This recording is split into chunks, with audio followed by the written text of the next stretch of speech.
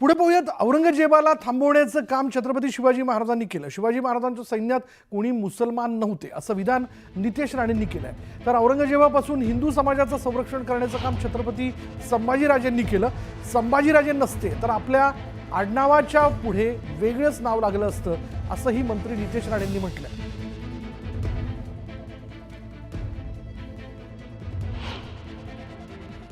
म्हणून आमच्यातले काही कायटे आहेत सांगण्याचं की नाही, शिवाजी महाराजांच्या सैन्यामध्ये मुसलमान होते. कोण मुसलमान नव्हते तिकडे.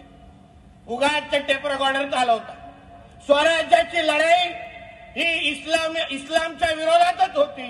हिंदू विरुद्ध मुसलमान होती आणि त्या लढाईमध्ये आमच्या राजांनी हिंदू धर्माला इस्लामच्या समोर झुकायला दिलं नाही. हाच आमच्या सगळ्यांचा ज्वलंत इतिहास आहे. कारण का छत्रपती संभाजी राजे नसते तर आपल्या आडनावाच्या आपल्या नावाच्या पुढे वेगळेच आडनाव लागले असते. कोण शेख असता, कोण खान असता. आता जे काही हिंदू आडनाव लागलेत ना ते फक्त छत्रपती संभाजी महाराजांमुळेच आहे असं मानणाऱ्यापैकी आम्ही आहोत. कारण का स्वराज्याची लढाई, हिंदवी स्वराज्याची लढाई हे इस्लामीकरणाच्या विरोधातच झाली आहे. दरम्यान जितेंद्र आव्हाड यांनी यानंतर एक यादी जाहीर केलेली आहे ज्यामध्ये त्यांनी महाराजांच्या सैन्यामध्ये कोण मुस्लिम सैनिक होते याबद्दलची माहिती देऊ केली आहे. रुस्तेमा जमाल ज्यांनी वाघनखं बनवली, सिद्दी इब्राहिम जो अंगरक्षक होता, दौलत खान जो आरमार प्रमुख होता, काझी हैदर कायदेविषयक सल्लागार होता, सिद्दी हिलाल, सिद्दी वाहवा, मदारी मेहतर, नूर खान बेग.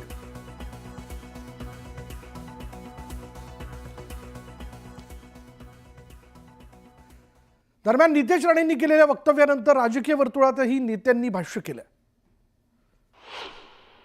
मी दोन्ही बाजूच्या सन्माननीय सदस्यांनी कुठल्याही वक्तव्यामुळं कायदा सुव्यवस्था अडचणीत येणार नाही ह्याबद्दलची काळजी घेतली पाहिजे. आणि जे आपले म्हणजे ज्यांना देशाच्याबद्दल एक प्रेम आहे असा मुस्लिम समाज मोठ्या प्रमाणावर आपल्या भारतात आहे, आपल्या महाराष्ट्रात आहे. त्यांच्या वक्तव्यामागचा काय हेतू होता ते मला माहिती नाही.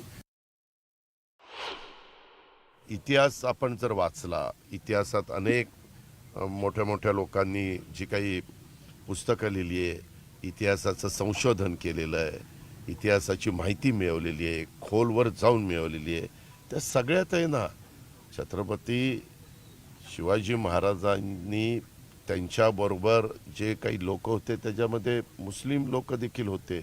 दारुगोळा कोण सांभाळत होतं त्यांचा कितीतरी उदाहरणं आपल्याला देता येतील. आणि त्याच्यामुळं त्यांनी का असं वक्तव्य केलं, त्यांच्या वक्तव्यामागचा काय हेतू होता ते मला माहिती नाही. महाराष्ट्रात असतील, युद्धभूमीवर असतील, कारगिलच्या युद्धात पहा, आताही पहा, मुसलमान सैनिकांनी प्राणाचं बलिदान देऊन या देशाचं रक्षण केलेलं आहे. तुम्हाला हा इतिहास आणि हे वर्तमान तुम्हाला बदलता येणार नाही. कळलं? हे काही लोकांना डबक्यातच राहायचं आहे बेडकाप्रमाणे आणि डराव करायचा आहे हिंदुत्वाच्या नावानं. त्यांना जरूर करूया.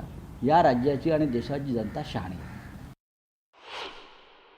अनेक मुसलमान हे अंगरक्षक म्हणून काम करत होते, त्यांच्या सैन्यात काम करत होते, त्यांच्या तोफखान्यात काम करत होते, त्यांच्या आरमारात काम करत होते, त्यांच्या गुप्तहेर म्हणून काम करत होते.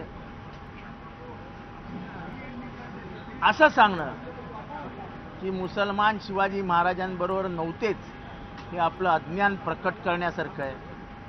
मला वाटतं की विकृतीकरण करत असताना त्या विकृतीला थोडी बुद्धीची जोड द्यावी लागते. त्यांनी वक्तव्य काय केलं माझ्या म्हणजे मी काय बघितलं नाही किंवा म्हणजे ऐकण्यात आलं नाही. पण हे जे तुम्ही म्हणताय असं कधी शिवाजी महाराजांनी सर्व धर्म समभाव त्यांची ही संकल्पना होती. आणि म्हणून तर आज आपण या मोकळा श्वास घेतो या लोकशाही स्वराज्याच्या लोकशाहीमध्ये. असं हिंदू मुस्लिम केलं असतं तर आज आपण गुलामगिरीत असतो या मोगलांच्या. मी एवढंच सांगेन ज्यांना, आता मी काय जवळपास मी तर काय नॉनव्हेज खात नाही, त्यांना खायचं खावा. धार्मिक स्थळांवरील भोंग्या